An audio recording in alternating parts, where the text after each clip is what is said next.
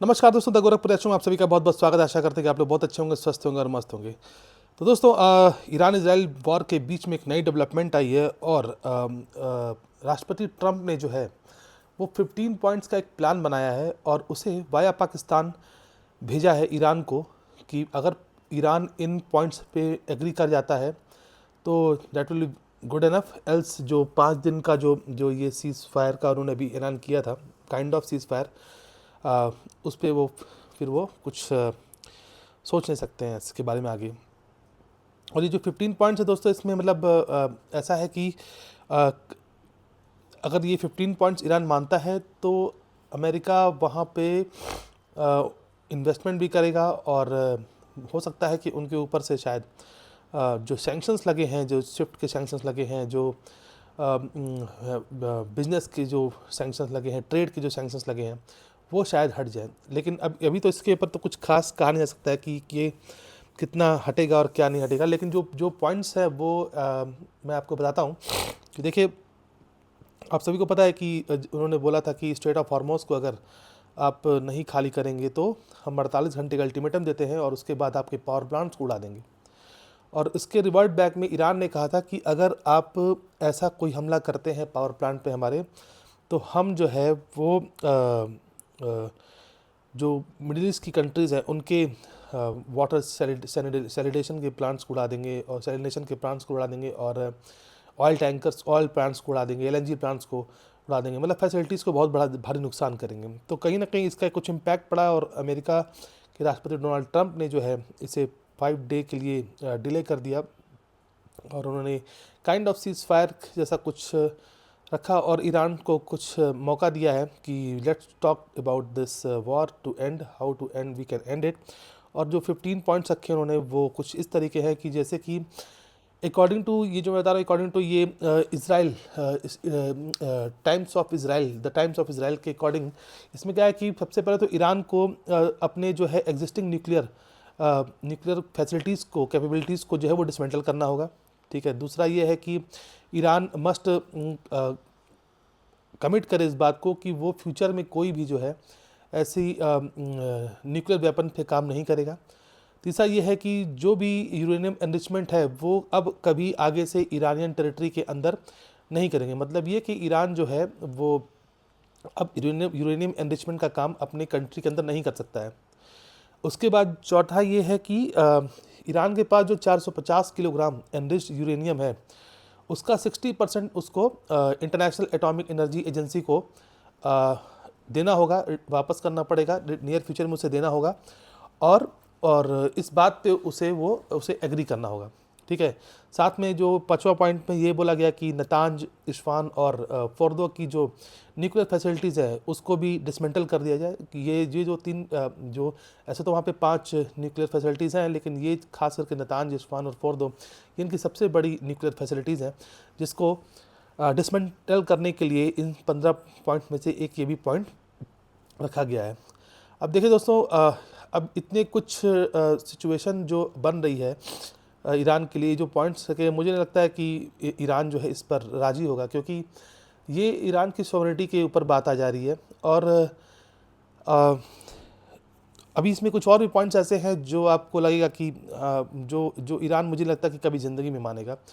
अब उसमें यह है कि कभी भी IAEA जो संस्था होती है, IAEA जो जो इंटरनेशनल एटॉमिक जो एजेंसी है, वो कभी भी ईरान में जाके चेक कर सकती है कि ईरान कहीं कोई ऐसा तो काम नहीं कर रहा है जिससे न्यूक्लियर वेपन बना रहा हो या फिर इन्वेस्टमेंट कर रहा हो। तो एक ट्रांसपेरेंसी बनाने के लिए कभी भी IAEA वहाँ पे जाके चेक कर सकती है। उसके बाद ईरान को अपने जितने भी प्रॉक्सीज़ हैं जो उनको जो है उनको ख़त्म करना होगा, उनको फंडिंग बंद करनी होगी, उनसे कनेक्शन बंद करने होंगे।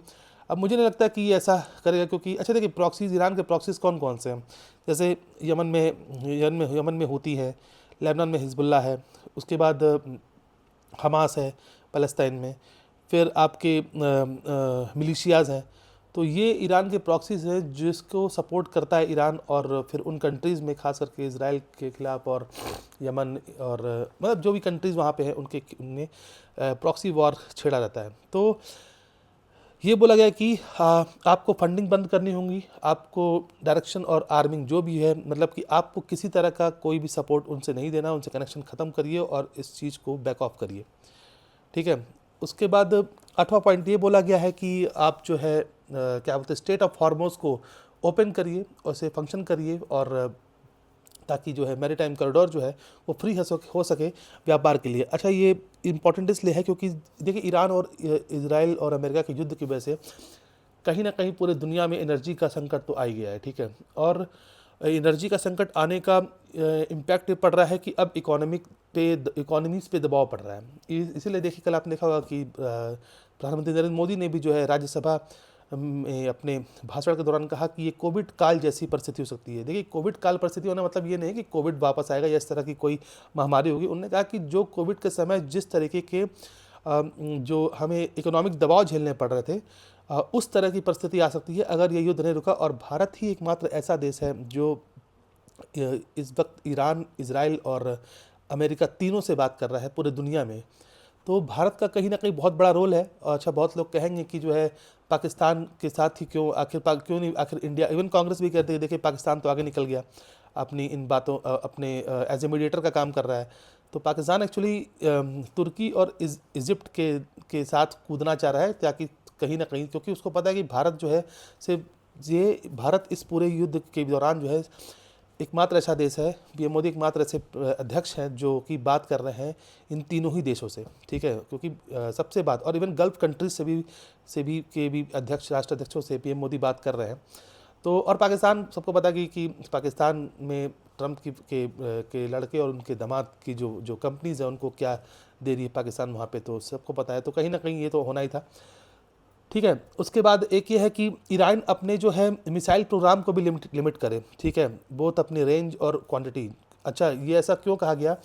क्योंकि जब ईरान ने डियागो ग्रासिया में, जो हिंद महासागर में है, इंडियन ओशन में जो यूएस का बेस है, जहाँ पे यूके का वो है, जब उन्होंने वहाँ पे मिसाइल मारी ना, तो इनके होश ठिकाने आ गए। क्योंकि अभी तक जो ईरान मिसाइल मार रहा था वो 2000 किलोमीटर तक मार रहा था, लेकिन डियागो ग्रासिया जो है ईरान से 4000 किलोमीटर दूर है। इसलिए इस पॉइंट को भी इसमें रखा गया है कि आप जो है अपनी जो मिसाइल कैपेबिलिटीज़ है इनको कम करिए, रेंज भी कम करिए और अपनी क्वांटिटी को भी लिमिट करिए, ठीक है। और साथ में कहा गया कि अगर फ्यूचर में कोई मिसाइल आपके ऊपर आती है तो आप अपने सेल्फ डिफेंस के लिए आप एयर डिफेंस सिस्टम को लगा सकते हैं, but with in the range, not like, ऐसा नहीं कि आप रेंज के बाहर चले जाओ। तो अपने मतलब ट्रंप ने ये क्लियर बोला है कि ये कुछ पॉइंट्स हैं। और देखिए दोस्तों, अच्छा अभी क्या था कि जब ये पॉइंट्स आने का देखिए इम्पैक्ट क्या पड़ा कि जो पेट्रोल, जो क्रूड ऑयल, कच्चे तेल की जो रेट चल रहे थे वो $110 से $115 पर बैरल चल रहे थे, वो $5 पर बैरल सस्ते हो गए थे। जब ईरान ने इसे बैक ऑफ किया कि नहीं, जब अनाउंस किया कि हम 5 दिन की रोक रहे हैं, और जब ईरान ने बोला कि नहीं ऐसा कुछ हम नहीं, हमसे कोई बात नहीं, तो फिर से थोड़ा बढ़ा। लेकिन आज के दिन जो है वो फिर से जो है करीब $100 के नीचे अभी रन हो रहा है। अब देखना होगा आगे कि ये कितना अभी आगे जाता है। अच्छा, इसके साथ साथ जो है वो अमेरिका ने जो है इनको एक और भी वो फैसिलिटी दी है कि आप अगर आप ये सारी चीज़ें करते हैं तो अमेरिका आपको जो है वो आपके यहाँ जो सिविलियन न्यूक्लियर प्लांट्स हैं उनको बनाने में आपकी हेल्प करेगा, ठीक है। प्लस जो क्या बोलते हैं कि वहाँ पे हो सकता है कि अगर जो सैंक्शंस लगे हैं ईरान पे वो जो है हट सकते हैं, लेकिन अभी इस पर कुछ कंफर्मेशन नहीं है। अच्छा, अब ईरान को इसमें क्या मिलेगा अगर ईरान इस चीज़ों को मानता है? तो सबसे पहले तो उसमें जो इकोनॉमिक जो इंसेंटिव्स उसके होंगे, लाइक कि ग्रेजुअल सैंक्शंस रिमूवल हो सकते हैं, जो उसके ऊपर सैंक्शंस लगे वो हट सकते हैं। अब उसमें जैसे वो स्विफ्ट को एक्सेस कर सकता है। अच्छा, ईरान में भी स्विफ्ट नहीं चलता है, तो मतलब ईरान में अगर पैसा ट्रांसफ़र करना है आपको, तो स्विफ्ट जो चैनल वर्ल्ड लेवल पे स्विफ्ट यूज़ होता है ना, पैसा मनी ट्रांसफ़र के लिए, जैसे हमारा यूपीआई अब डेवलप हो रहा है, तो स्विफ्ट का चैनल नहीं है, ठीक है। ऑयल एक्सपोर्ट मार्केट खोल सकते हैं कि ईरान अब किसी भी देश को तेल बेच सकता है, इंडिया चाहे तो ईरान से भी खरीद सकता है, ठीक है। इन्वेस्टमेंट करेगा अमेरिका वहाँ पे इंफ्रास्ट्रक्चर में, और सिविलियन न्यूक्लियर एनर्जी बनाने में अमेरिका वहाँ पे क्या बोलेगा कि इन्वेस्टमेंट करने को तैयार है, ठीक है। प्लस पॉलिटिकल जो नॉर्मलाइजेशन वहाँ पे लाने के लिए बोला गया है, तो उसमें कहा गया है कि डिप्लोमेटिक और रिकॉग्निशन स्टेप दिए जाएंगे, उठाएंगे अमेरिका, ताकि जो है उनको रिकॉग्नाइज़ किया जाए डिप्लोमेटिकली, ठीक है।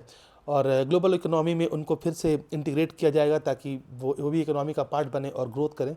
तो ये सारे पॉइंट्स हैं दोस्तों। लेकिन जो है, क्या ईरान इन बातों को, इन 15 पॉइंट्स को मानेगा? क्योंकि अगर ईरान इन 15 पॉइंट्स को नहीं मानता है, ठीक है, तो ये चीज़ें, ये युद्ध बहुत बढ़ेगा, चीज़ें बिगड़ेंगी।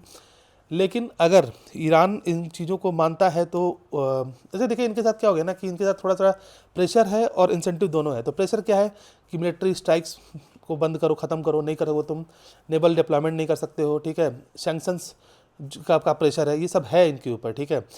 लेकिन अगर इनको इंसेंटिव में मिलेगा तो इकोनॉमिक रिलीफ मिल जाएगा, ठीक है। पॉलिटिकल नॉर्मलाइजेशन इनके साथ आएगा, प्लस ये वर्ल्ड ट्रेड मार्केट में वापस से ऑयल एक्सपोर्ट मार्केट में उतर सकते हैं। तो ये सारे इंसेंटिव भी कह सकते हैं कि मिल सकते हैं ईरान को। अब देखना होगा कि जो है क्या बोलते हैं आगे क्या ही होगा इसके बीच में, क्योंकि ये युद्ध इतना बढ़ चुका है कि अगर ये युद्ध डिस्कलेट नहीं हुआ आगे अभी कुछ दिनों के अंदर, तो आप मान के चलिए कि जो पीएम मोदी ने कंसर्न रेज किए हैं कि जो इश्यूज क्रिएट होंगे वो तो डेफिनेटली होने वाले हैं। तो अब देखते हैं कि अच्छा, पाकिस्तान इसमें मैसेंजर क्यों बना हुआ है, ठीक है। क्योंकि पाकिस्तान का कोई रोल जो है एक्सटेंटल नहीं, स्ट्रेटजिकली है, क्योंकि पाकिस्तान एक यूनिक पोजीशन पे बैठा हुआ है। अब वो पाकिस्तान जो है यूएस से भी रिलेशन मेंटेन करता है, ईरान से भी करता है और सऊदी अरेबिया से भी करता है, ठीक है, ठीक है। उसके बाद जो बैक चैनल डिप्लोमेसी है उसमें तो डायरेक्ट यूएस ईरान टॉक्स तो हो नहीं सकती है। तो पॉलिटिकली सेंसिटिव और पब्लिकली जो डिनाइड पॉइंट्स हैं उस पर पाकिस्तान जो है वो हेल्प कर सकता है। तो इसलिए पाकिस्तान एक क्वाइट इंटरमीडिएटर की तरह जो है वहाँ पे हेल्प कर रहा है।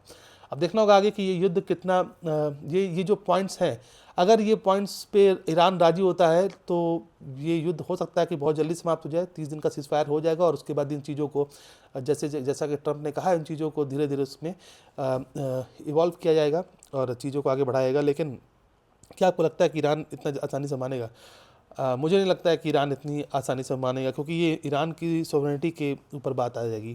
क्योंकि आप किसी कंट्री के उन चीज़ों पे कंट्रोल करने जा रहे हैं जिसके दम पे आज ईरान ने जो है अमेरिका जैसे और इजराइल जैसे देशों को भी जो है को एकदम डिगा रखा है, और हराना मुश्किल हो गया ईरान को। तो चलिए देखते हैं अभी आगे डेवलपमेंट्स क्या आती हैं। बाकी जैसा अगर आपको कोई भी नई न्यूज़ आती है तो मैं आपको फिर से बताऊंगा इस ईरान, इजराइल और अमेरिका की जो सीरीज़ है हमारी, उसमें। आशा करते हैं कि आप लोग को ये चैनल पे वीडियो पसंद आ रहे होंगे। तो प्लीज़ चैनल को देखिए, कंटेंट को देखिए, और मैं कोशिश भी कर रहा हूँ कि और भी अच्छी तरीके से जो है चीज़ों को लेके आया जाए, ताकि आप मेरे कंटेंट को देखें। और आशा करूँगा कि आप चैनल को सब्सक्राइब करें, लाइक करें, शेयर करें और कमेंट करें। तब तक के लिए हर हर महादेव, जय श्री राम, नमस्कार।